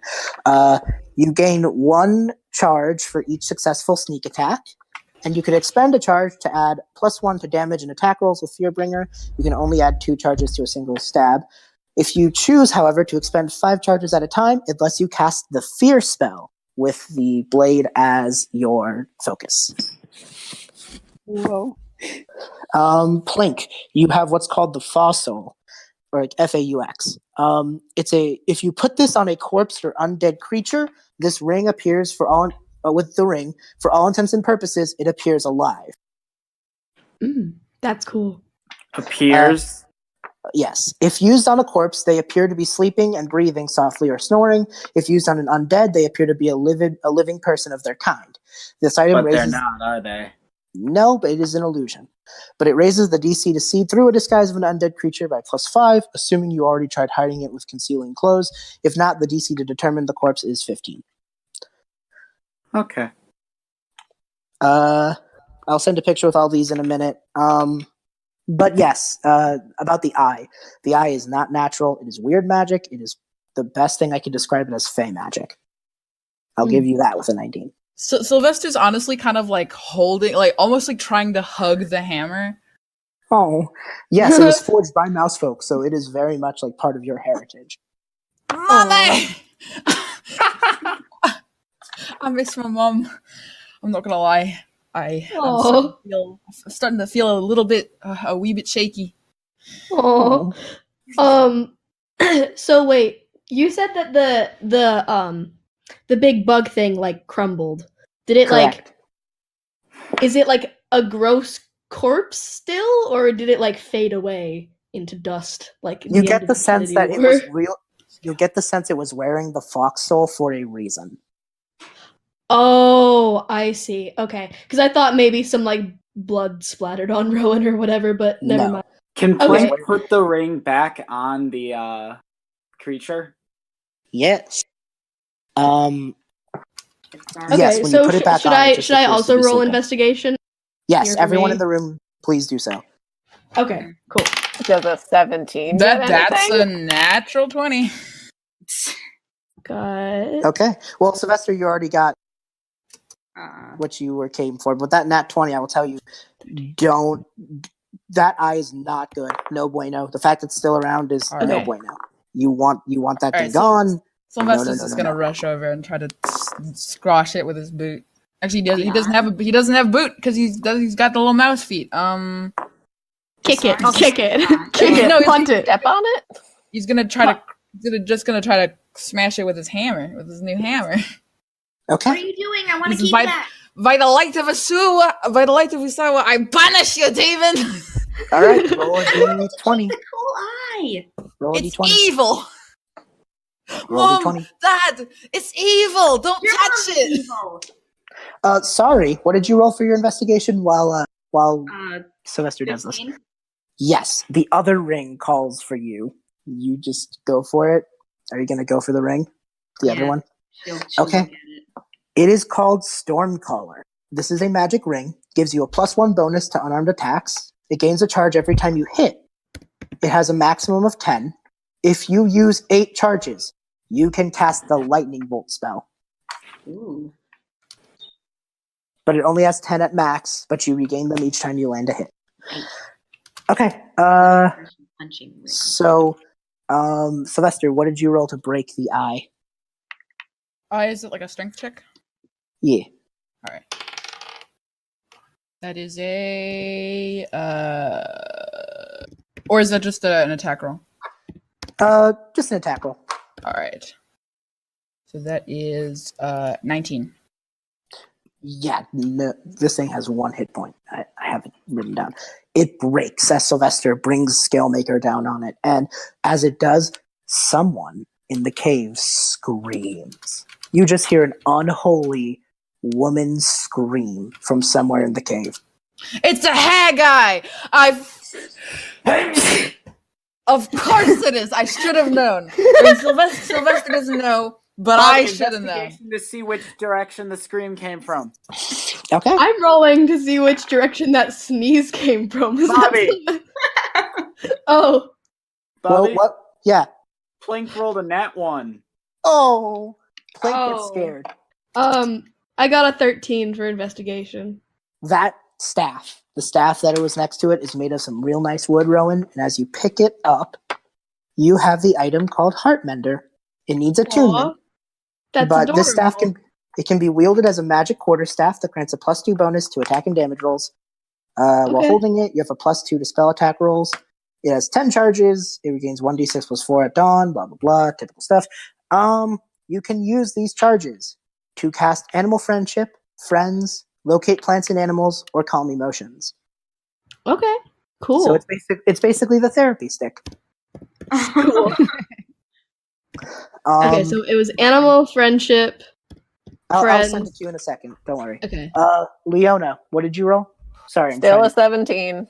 Yeah, the sword. There's 2 swords on the wall. One of them is like a bit more naturey, and one is holy looking. The holy looking one is glowing, and you just hear a voice in your head, Leona, like this demon, just go, "Take it. It is our destiny." Sounds legit. And while Sylvestre's running around screaming, she just walks up and just picks it up and goes, cool. You get a sword called Hopebringer. When lifted by an Aasimar, the +1 to attack and damage rolls becomes a +2. When in the presence of evil-aligned creatures, it glows an iridescent light that can be dismissed as a bonus action. If hit by the light, an evil creature must make a DC 12 Wisdom saving throw or be frightened for the turn. I love it already. And the only ones I didn't get to are Andrei's, who had to dip, and Nayth. The other sword is for you. It is called the 4-Season Rapier. It is a regular +1 rapier, but you get to add an extra d4 of damage depending on the season you are. Currently, since you are winter, the sword glows an iridescent blue, and it adds a d4 of cold damage every time you slice with it. Cool. Alrighty, I have all the stats here, so if you tell me to use them, I'll tell you what they do again, so don't worry. Back to the mission at hand, the scream. There's a woman Ooh, robot. Oh. in the Ow. second Oh you no. broke that eye. That was very robotic. Boobles. All right, we lost Bobby to the Deep- robot. Stop speaking. In the cave. I said, Hi. come in. Hello? You need to like. Yes. Okay, Oh, we killed him. he's dead. Rest in peace. He gave us gifts Hello. so he could pass on. Hello. Rick. So, is it better? Yeah. Okay. Oh my So- god, I can still hear him talking. So From beyond the grave. when Sylvestre broke the eye, there was a scream further in that right crevice. You In feel the right sense that crevice? where you are, if you keep going down that way, like you don't have to duck back out and keep going straight. You can just keep moving forward, and you'll find. Plink where that doesn't scream wanna. came He got scared. Oh. I'm going to pat him on the head. Just from. You hear, Okay, buddy. you hear another. You hear this Plink's voice just going go. to jump on you. You hear a voice go, "That damned fool! Ah, now I can't even see where I'm going in this cave." And you hear a thud. I'm going to carry No. Plink and just jog that direction with the glowing sword and the new sword. Yeah, Nayth is running that way as well. Sorry. So is just Sylvestre. follows them. Although he still is crying, but he's keeping it under wraps. Oh. You just have this awesome shot of this crew just running through this cave, and there's a sense that, like, before the Meenlock seemed intimidating and skittering around confident, and now you just hear silence from the walls. Their king. Ha ha ha ha ha ha. As I am the Kingslayer. As you reach Hey, we this all helped. voice, as you reach this voice, You're right. you see Rowan and Leona and Sari see a very familiar face. I have been told to share. A green-skinned woman with ugly features that I mentioned in the last episode, but whatever. Yeah, they're all freaking gross. Yeah, they are holding their hands are on their eyes. They are just screaming in pain. And when they're not screaming, they're just going, why would I bring myself to this place knowing that I left the eye in the hands of such foolish bugs? Oh! Hey, lady, you good? Is my sword glowing? Oh, hell yes. Oh, we're doing this. I just kind of want to charge her. Can I run punch? Can I run to punch? You all have a round of surprise since this woman... Okay, cool. Let's go beat up this old woman. Actually, there's a moment where she hears you all running towards her and just goes and turns invisible. And for a second, you go, for a second, you are just standing where this woman used to be. And then you hear, ow! And then, ow! She is beating herself against this wall, unable to know where to go. The sound is enough for you to see where she is. And I soon feel the kind of like I know she's an evil witch, but I feel kind of bad. Don't feel bad. All right, kind of murdering people and turning them into monsters, so I don't feel too terrible. It's true. I don't feel too bad, but I do prefer to avoid murder as much as I can. Although, do you really? You've murdered most of the stuff, more than anybody. The problem is they're not like people; they're Meenlock, and Meenlock can't really, talk or whatever. That's true. See, this is exactly what the problem here. So, as long as they're not your people. At that moment, so you guys have done your attacks. Well, your attack rolls, I'm assuming, right? Your surprise attack rolls. Mm-hmm. And I'm going to, unless you tell me otherwise, assume you're using your cool new things to kick their butt. Yeah. I want to use my cool new thing. Yep. Okay. Don't think I can use my cool new thing, so. Sorry, Blank, yours is not a fighty cool thing, but I thought you'd appreciate it. If I kill myself, I mean, I could still look. Okay. Oh my god. Oh my Plink, god. no! Quickly, someone kill me! Because this is surprise. Plink, no! Because this is surprise, I don't really think we could roll initiative, but I almost have the sense that this is not going to get there. So I'll just go in order of the weapons that I have. Sariana, you are going to punch him first, right? Yep. Your ring starts with 8 charges. Would you like to cast Lightning Bolt instead? Ooh. If you do this, you cannot lightning use... punches. You can, lightning if you do, punch, please. Okay. Instead, sorry, as you run in for a spell, you decide, let me try this other thing. And Lightning Bolt is a spell I can look up for you because you don't need to know it. It's a 100-foot long, 5-foot wide blast. It has to make a dexterity saving throw or else the creature takes 86 lightning damage, which is why you can only use it once. So, let me make a save. That's 10. So the DC for this is 8 plus your dex plus your proficiency. So if you could tell me what your dexterity bonus is. 5. 8, 9, 10, 11, 12. Yeah, never mind. Thing's done. So if you'd like to roll 8d6. 8d6? Yes. Let me just collect all of my d6s from all of my various dice sets. It'll be 5 seconds. It's a third. I will repeat. This is a 3rd level spell, but that's why you can only cast it the once. Because it is it's a heavy spell. Yeah, no kidding. Anyone else have anything else interesting to say while I collect a bunch of Yeah, you're right. Leona, are you going in for a stab? Yeah. With the normal weapon, it was just a 8, but I want to use the fancy one, and I rolled a 10, so plus, I don't know what you have to add, but I already add 2. plus 6. Okay, yeah, so that's 18 in total. That just hits. So whatever you would roll, just, add 2 to it because of Hopebringer. So 10 damage again, and she sort of looks around suspiciously because last time there was more than one witch, and this seems a little too easy. Well, let me do another thing because I forgot that the Haggai has a damage penalty. Holy shit. Okay. So that's Leona's attack. I have the damage that I did. 24 damage. Holy fuck. Okay. Yeah, that's a lot. Rowan, what are you doing? So you are just yeah. So, Rowan, what are you doing? Are you gonna stand back or are you gonna try to use your stuff? Well, I got a cool staff, and I remember it was animal friendship, friends, calm emotions, and was there something else? Locate animals or plants. Okay, cool. So I don't think any of as an animal. Well, there might be other animals. That was ominous. Yeah, okay. Ooh, can I call on some animal friends and have them attack this witch?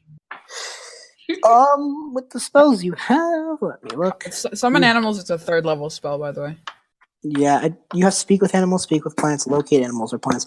I'll tell you this, Heartmender is one of those items that gets better with time, so I think you don't get summon animals until a bit later. Sorry. But you can turn into an animal. Okay, that's true. I do have wild shape. Okay. If you want to use I will fairly argue that the wolf stats could be just transmitted to fox. It could just be a fox instead of a wolf. Yeah, or like a big dog. Yeah. Okay. I'm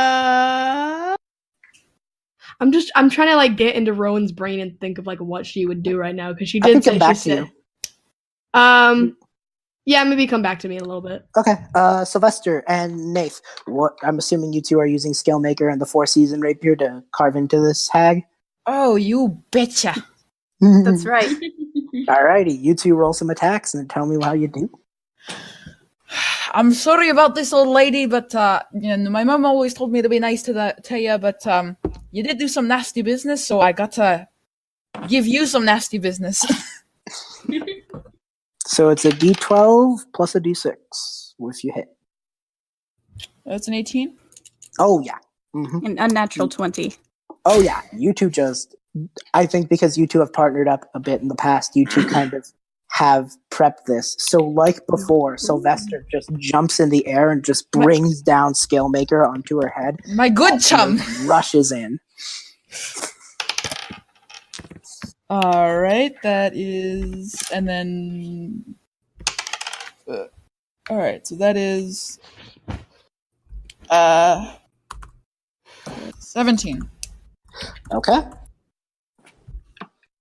Alright, Alright, Nayth, what did you do? Nayth charges in, and he's pretty content now. He's pretty confident that they can do it. And he probably spouts off some cheesy line like "Let me pierce your dour spirit," and he gives her a poke with the new rapier with 13 damage and 2 cold damage. Alrighty. All together, actually, Rowan, you still have to go. So. Okay. Are we rolling for Andrei? I can. I'll roll for Fearbringer. I'm gonna have it. Me? Oh fuck yeah! Sorry, Plink. What are you doing? God, how big of a team we had today. So yes, I'll roll for Andrei's attack. Plink, tell me what you're doing, and Rowan, tell me what you're doing. I'm just gonna fire off a ray of sickness. Okay. So she's just you just hear her head hit the wall as she lurches over. Do you have a spell that makes people throw up? Neat. Ray of Sickness? Yeah. Ooh. Yeah, that'd be ray of sickness. Ooh. Okay. Cool. No, it's So like Andrei- a poison thing. Andrei rolled an 11. So unfortunately, even though it looks real cool, Fearbringer misses. Just Oof. caught up in the moment. She just adds a bit too much theatrics. Just thrown off by the throw up noises. Probably. Gross. So everyone is hit. Rowan, what are you doing? Rowan's just like, oh shit, what do I do? What do I do? What do I do? So, in the past, Rowan has had a lot of success with like charming people and dealing with Mhm. things peacefully. So I Mhm. know she sees everybody doing all this stuff and hurting this lady real bad, but I think in Rowan's mind she's like, maybe we can handle this peacefully. So I'm gonna try and cast Charm Person. Let me make a saving throw. Okay. Plus her wisdom. 17. Oh, that just beats. My spell save is 16. To be Sorry. fair, don't worry, Rowan. You don't see any of this. She's invisible. Wait, but hags are fey. Don't they have some sort of ability to this kind of stuff? They have advantage on against being charmed. Yeah. Yeah. Ah, shit! That's a bad spell. Okay. Even then. Yeah, it wouldn't have mattered really. There's no benefit okay. to the saving throws. Sorry, everyone. I think at that moment, like all of you pulling back, the invisibility falls. She looks over to all of you and just goes, "You killed him. You broke the coven's eye. And now you're here to kill me." To be I'm fair, I sure- wanted to keep the eye. Not necessarily I kill. should have known better. I should have known my sisters were leading me into a trap. Well, only one thing left to do. And she looks over to you, Rowan, and just says, "What made you think you could survive this place? You're going to fall here, and your body will turn to ashes." Make a wisdom saving throw. She is casting Vicious Mockery. She's a bard. Holy shit. That's a B. That's a 14, but I think I have plus a couple things to wisdom. Yeah, never mind. Yeah, it doesn't. It fails. Oh no. No. You succeeded. The spell fails. Oh, okay, cool. Rowan is too confident. Bobby! to be Yeah. so- Can I slam the hag with sickness though? Yeah, you already did. It hit its head against the wall and is now very sick. Oh, okay. Oh, I didn't roll anything for it. Oh, I'm sorry. I forgot that there was a roll involved. I don't know all your spells. It's all good. So yeah, I'd say it failed. It was just in a bad way already, and then adding to that, now it wanted to lurch. Oh yeah. So it looks over to you guys and says, "This is not what I had anticipated. You did more than I thought you would." Well, maybe you should become a better planner. Maybe go back to school and get a bit of education. Maybe you won't even be a bit of an asshole without that. She then mimics. Well, you hear her voice just turn to that of the king and just say, "To me." And two Meenlock appear. Oh, shite. I shouldn't have been blabbing about. I'm sorry. The hag then looks over to everyone and says, I wish I could stop you, but I am She's like, I'm saying too much. That's a very nice sentiment, but I'm taken. Actually, that's a lie. I'm not interested. As it just keeps walking in circles. How can I stop them if I can't see? But if I can't see, then how can I? And then it points to a direction a bit to the left of where the Meenlocks are and says, "Kill them! I don't want them near me." Do you need like a contact lens or something? I'm sorry, I Squashed your eye. I didn't know. I'm sorry. How did you not know as you were squashing the eye? Well, you didn't know it was hers. It was evil. I didn't know somebody actually had it. I thought the guy that died had it. You know. Okay. So okay. He didn't need it. Two Meenlock are guarding her, and she will not be able to fight because she can't see you. But there's two Meenlock and her probably who's going to be spouting off just whatever spells she has available. this is the final fight. Let's try and make it quick because I do know Cas has some places to be. So let's That's cool. Same.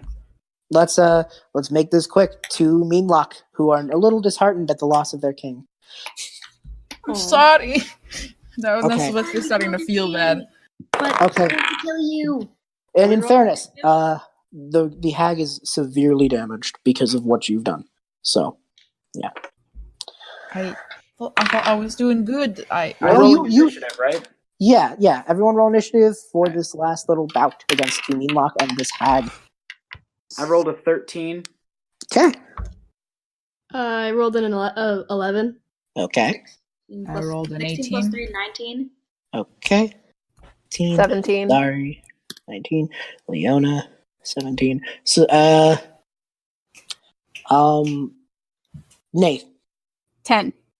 Cool. All right. Starting us off, we have Sylvestre. No, sorry. Starting off, we have Sari. Haha. Sorry.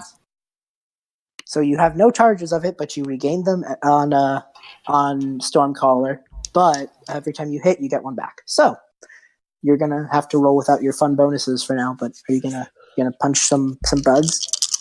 Yeah, I'm going to unarmed strike punch a bug in the face. Go for it. That's a 10 total. 10 in total. They're disheartened. They're not putting up their best fight. So they try to block you, but one of them just kind of like puts their claws down and takes the punch. Oh, No. I'm sorry Wow. I killed your king. How much damage is that? Did you make? It's 1d4. All right. You give Meenlocks like depression? So 5. 2 plus Alrighty. 3. Alrighty. So that's the first Meenlock down 5 points. Okay. Next up, we have Sylvestre. Sylvestre's gonna look at the rest of the crew and just be like, what's the plan here? Are we just gonna, get him, or should I let them live, or I'm confused. You hear the Meenlock, you hear the hag at this moment mimic just, kill them all, as trying to switch from the hag's voice to the king's voice. The two look at each other and seem to telepathically connect, then look to you, and just seems like a bit of their inhibitions gone as they seem to lurch towards you. So they are very hostile now. That's unfortunate. All right, well then it's squash time. Yeah, they're Meenlocks. They are beings of pure fear. They do not have any sense of sentience. Does a 19 hit? Oh yeah, All right. D12 plus D6 because of Spellmaker. Wait, no, because Meenlocks are small, so Oh yeah, you're right. shit. I shouldn't have said that. No, it's no. Hey, thank you. So it's still a D12. Still pretty good. All right. 9 plus my D6. Not my D6, my D4.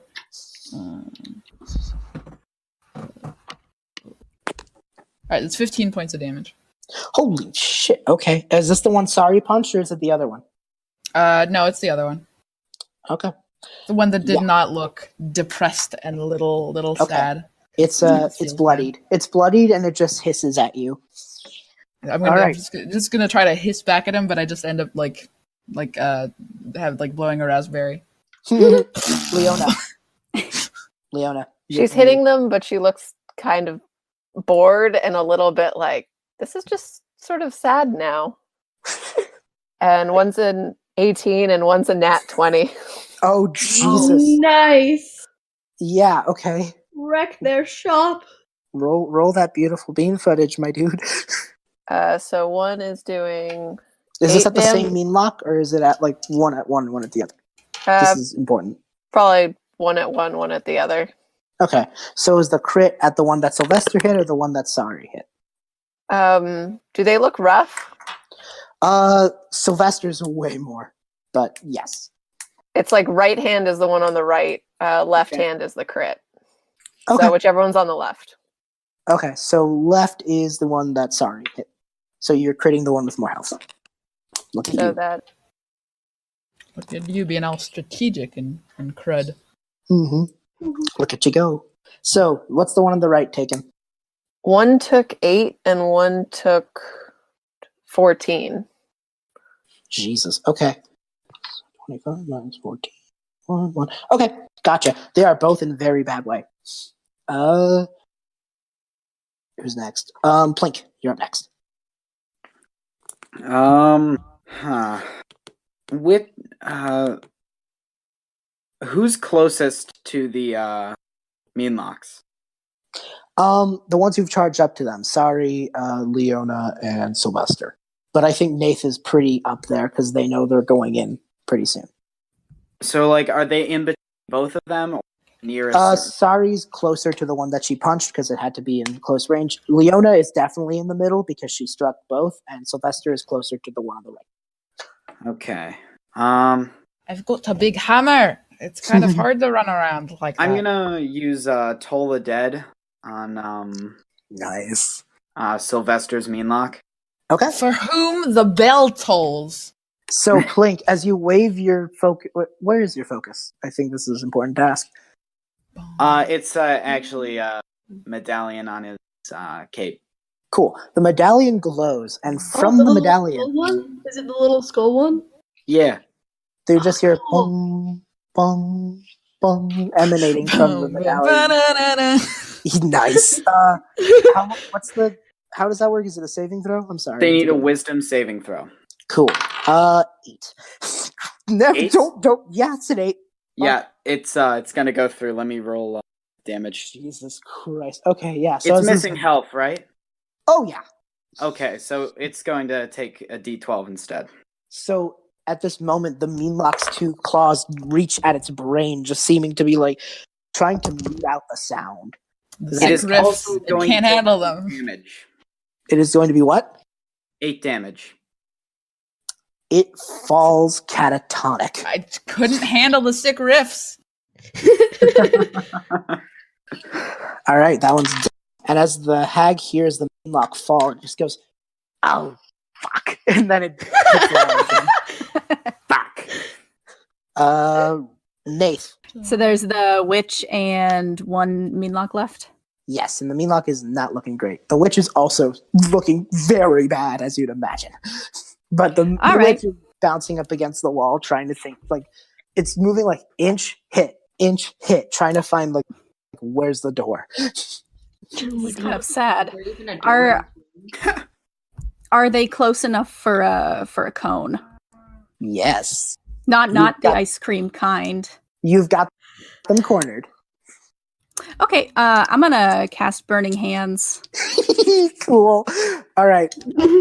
Sorry, I'm excited. This is awesome. My whiskers are gonna get singed. You better be careful. Oh, 20. All right.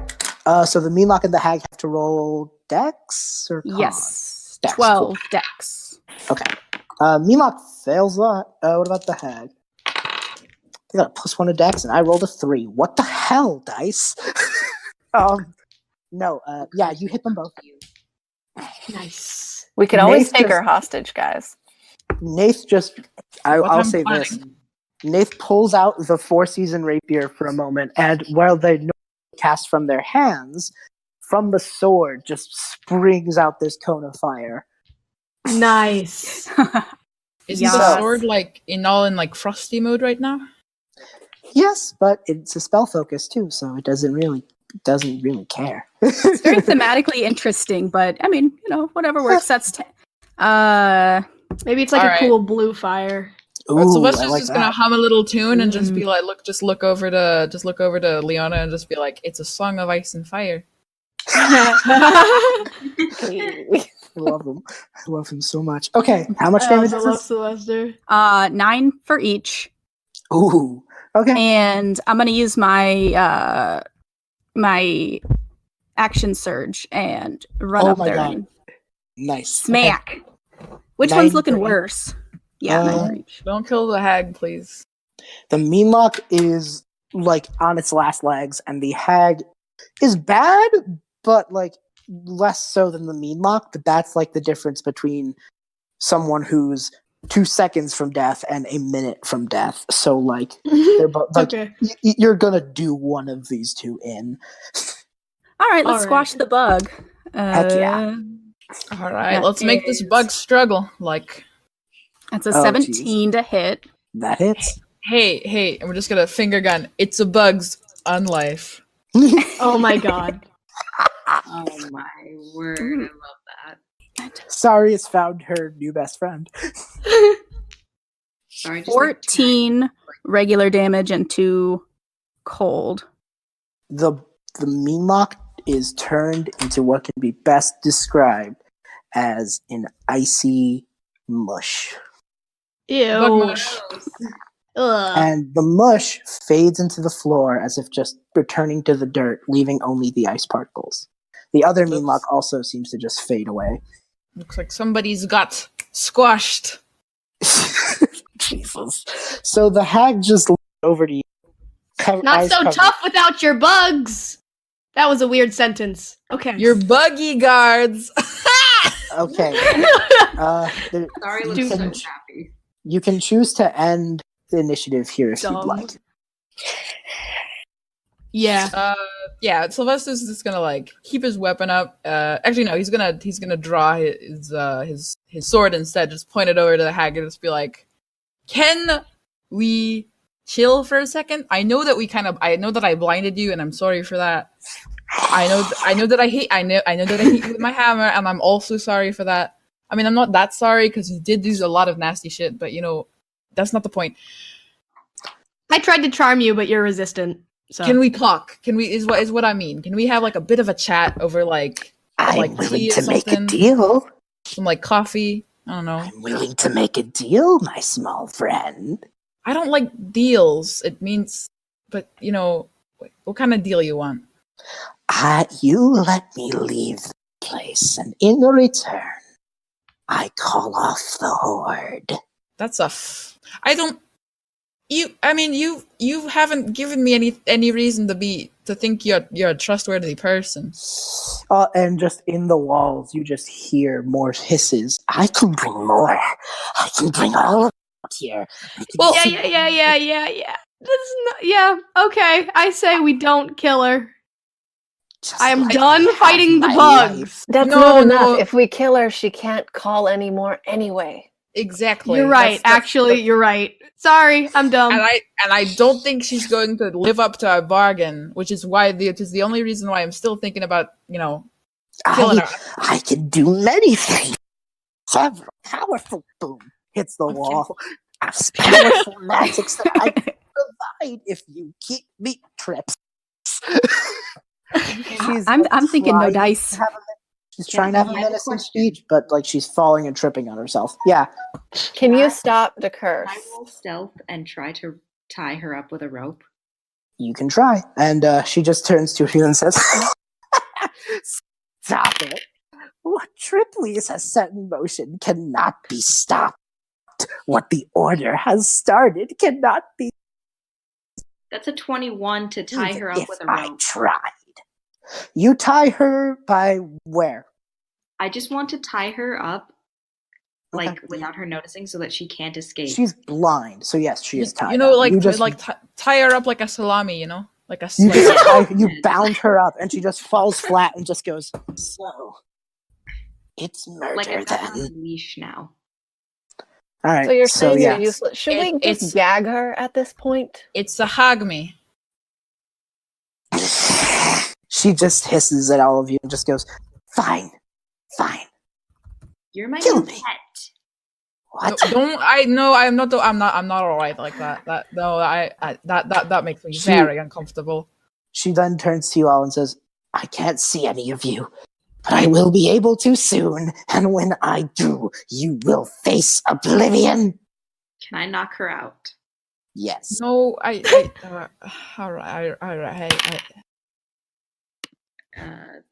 Would that Should just we be an deliver arm? her back to Calum so he can interrogate her? Because we don't have time. That might be a good idea. That was a 23 to knock her out, so we can drag her away to Calum. You do that, and sure enough, the you head just snowball. you punch her in the back of the head, and she just.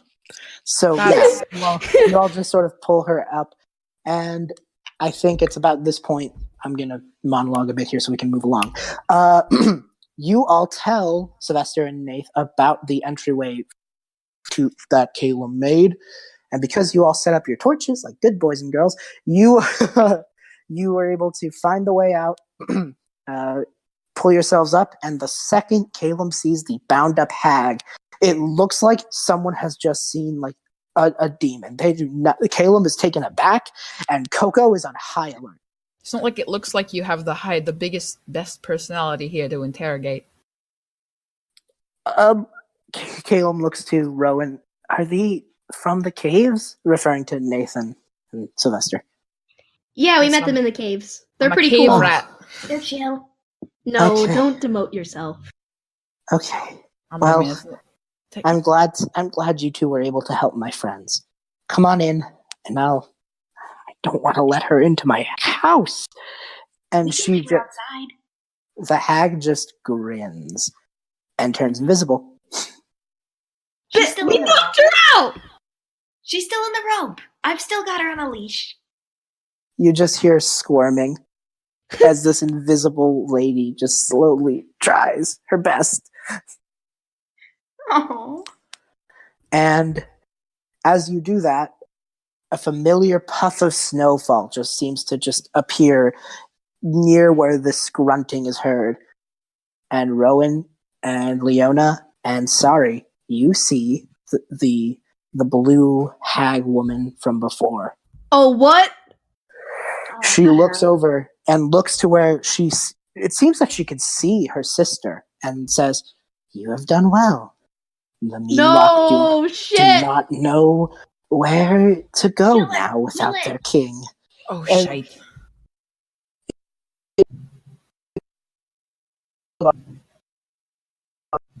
Says, "But what has been set in motion cannot be stopped, even if I tried.